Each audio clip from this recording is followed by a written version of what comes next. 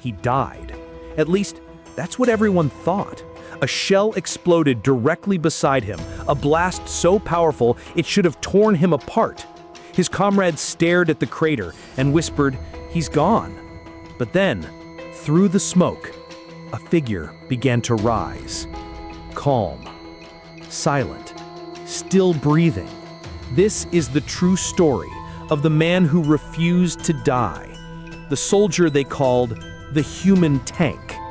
Some heroes are remembered for how many battles they won, but a few are remembered because nothing, not bullets, not explosions, not death itself, could stop them. This is the story of Semyon Nomakonov, a quiet hunter from Siberia who became one of the most indestructible soldiers of World War II. One man, one life, 100 chances to die, and he survived them all. Before the war, Semyon wasn't a warrior. He wasn't a commander. He was a hunter. Raised in the freezing forests of Siberia, he learned to track animals through storms, to move silently through snow, to feel danger before it arrived. He lived simply, but every day of that life sharpened him into a weapon the world didn't yet understand. Semyon didn't know it, but his entire childhood was preparing him for the battlefield. When the Second World War erupted, Semyon was pulled from the wilderness and sent to the brutal, unforgiving front. He carried an old rifle. He wore a simple coat. He had no armor, except for instinct. His first day on the front would already test those instincts. German artillery opened fire, shell after shell raining down like the sky itself was exploding. Soldiers screamed, dirt flew into the air, bodies disappeared under the blasts, and in the middle of that chaos stood Semyon Nomakonov. A shell landed right beside him, detonating with such force that it created a crater in the frozen ground. The blast wave threw men off their feet. Shrapnel ripped through everything nearby.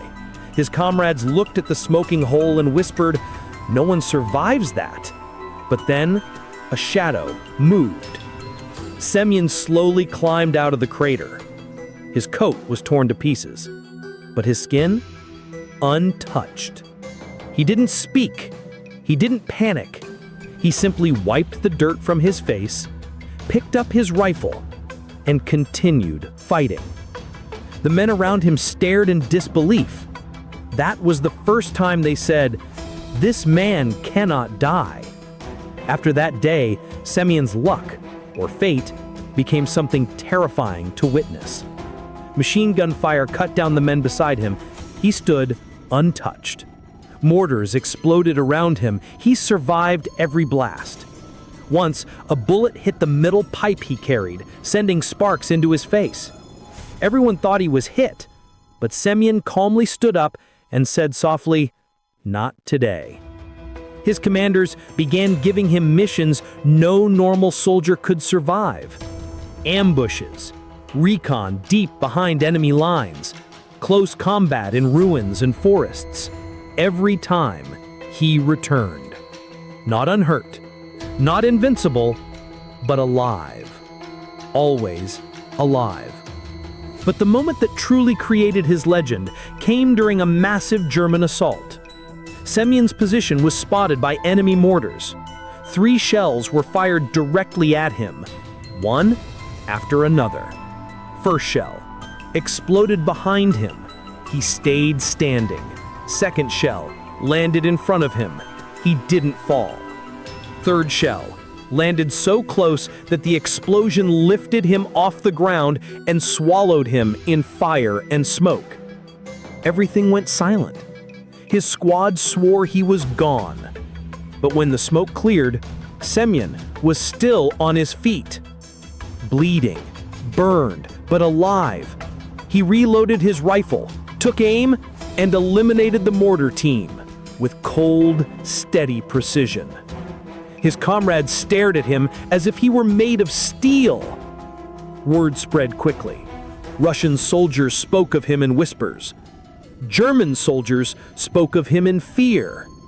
They called him der Unsterige Mann, the immortal man. Another nickname followed, the human tank. A man who walked through explosions and came out alive. A man who seemed impossible to kill. A man who turned every battlefield into his hunting ground. But here is the truth. Semyon never believed he was special. When asked how he survived so much, he simply replied, "I listen. I wait. The forest teaches you to live."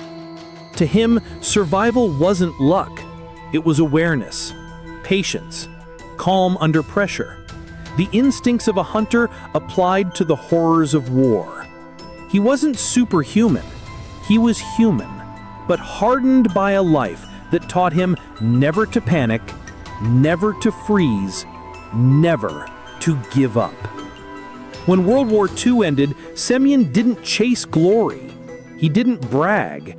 He didn't seek fame. He returned home to the peace of the Siberian forest, to hunting, to silence, to the life he always loved. He lived to old age, quietly, humbly, far away from the war that tried so many times to take his life. Some heroes are remembered for their strength, others for their survival.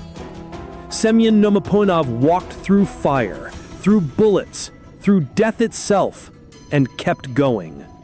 He was the soldier who survived the impossible, the man they called the human tank.